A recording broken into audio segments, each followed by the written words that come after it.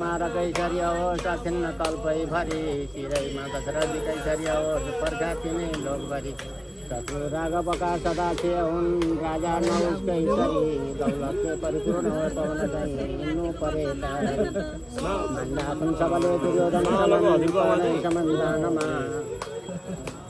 तावत श्री बलराम कैसरी होस् सर्वा तपाईँ काममा नातिनीको पनि दीर्घायु होस् सधैँ बाँच्ने कार्य हुनु धेरै पढ्नु धेरै मान्छेले मानुन् बुद्धिजीवी हुनु